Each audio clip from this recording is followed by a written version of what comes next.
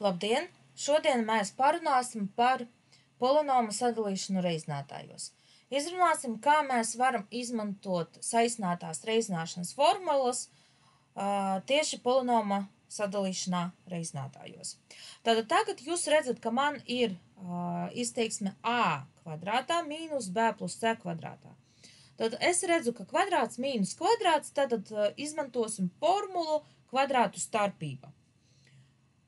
Ko es redzu? Ka man ir izteiksme a kvadrātā mīnus izteiksme b plus c kvadrātā.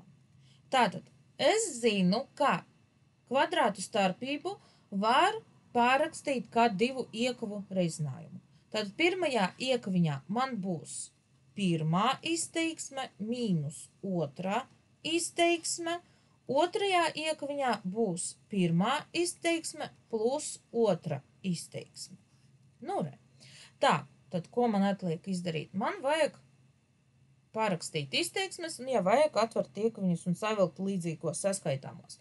Tad kur man būs a mīnus, un tā kā es rakstu veselu izteiksmi pēc mīnus zīmes, es rakstu b plus c. Un tad šeit būs a plus b plus c. B plus c.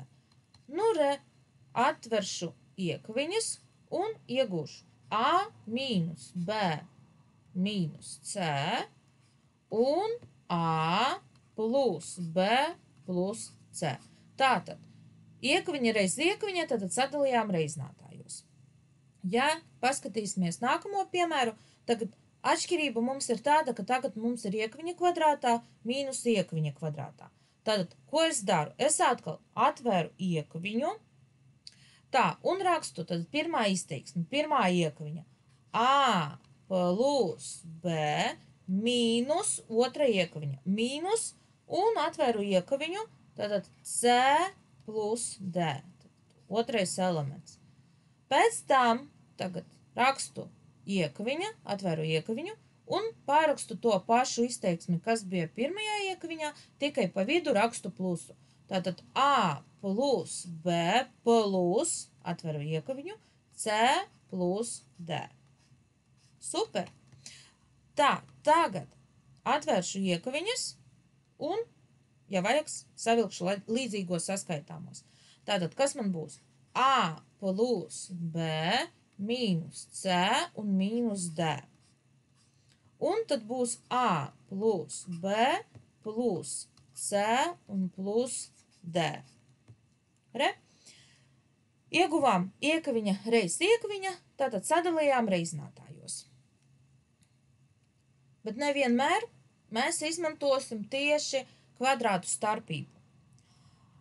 Dažreiz mums vajadzēs izmantot vai nu summas, vai nu starpības kvadrātu.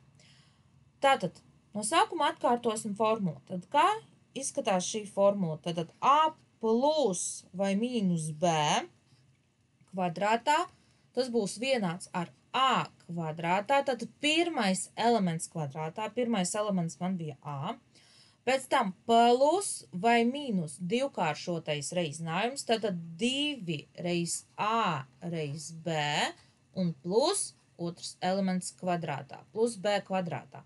Tātad, kā mēs noteiksim, kuru zīmi mums jāņem? Tātad, ja man iekaviņā ir pluszīme, tad es izmantošu tieši pluszīmi.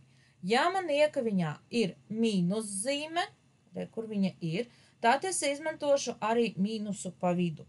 Kad mums ir tieši b kvadrātā šī zīme, šis plus, viņš vienmēr būs kā plus, jo kvadrāts rezultātā iedos vienmēr pozitīvo skaitli, tad plus b kvadrātā.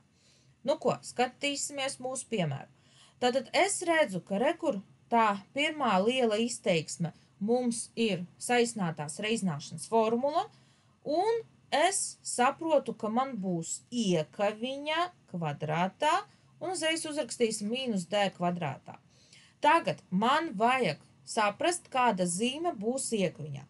Tad redzu, ka šeit man pa vidu ir mīnus zīme, tāpēc pa vidu iekaviņā man būs arī mīnus zīme. Tagad skatīsimies pirmo un otro elementu. Tātad redzam, ka man ir 9x kvadrātā, rekur 9x kvadrātā, un es domāju, ko es kāpinu kvadrātā un iegūšu 9x kvadrātā. Nu, protams, ka 3x. Uzrakstīšu iekaviņu un kvadrātā, lai jums būtu vieglāk. Un pēc tam jau meklēju y kvadrātā un domāju, ko es kāpinu kvadrātā, lai iegūtu y kvadrātā. Tieši y, rekur y kvadrātā. Un tagad man vajag pārbaudīt, vai es visu korekti labi noteicu. Tātad šeit pa vidu ir divkāršotais reizinājums. Tātad 2 reiz 3x un reiz y. Tātad redzu 2 reiz 3x reiz y būs 6xy. 2 reiz 3, 6. Ok, super. Es iegūtu divkāršoto reizinājumu, tās sakritā ar 6xy, tātad sadalīju to pirmo elementu un otro elementu noteicu, kā vajag. Viss ir korekti.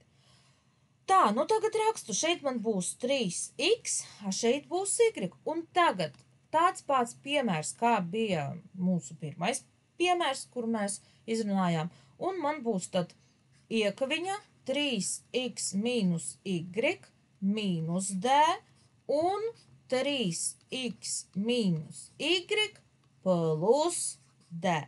Tātad divu iekavu reizināšana, super, viss mums sanāca. Savilkt līdzīgos saskaitāmos mums arī nevajag.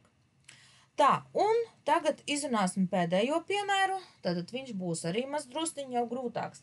Tātad jūs redzat, kā mēs varam izmantot pirmo paņēmienu, tātad pirmie 3 elementi, bet ir problēma. Kāpēc? Jo x kvadrātā, a kvadrātā un 2ab. Tātad nesanāks mums tā formula. Tātad, ko es daru? Es neņemu šo gadījumu, saprotu, ka tas nav tas īstais. Mums vajag ņemt citus elementus. Tā, un ko es ņemšu? Es ņemšu šos pēdējos 3. Bet arī ir problēma. Ir mīnus, mīnus un mīnus. Tātad, ko es darīšu? Es uzrakstīšu x kvadrātā, un, lai varētu dabūt mūsu formulu, es iznesīšu mīnusu pirms iekaviņas.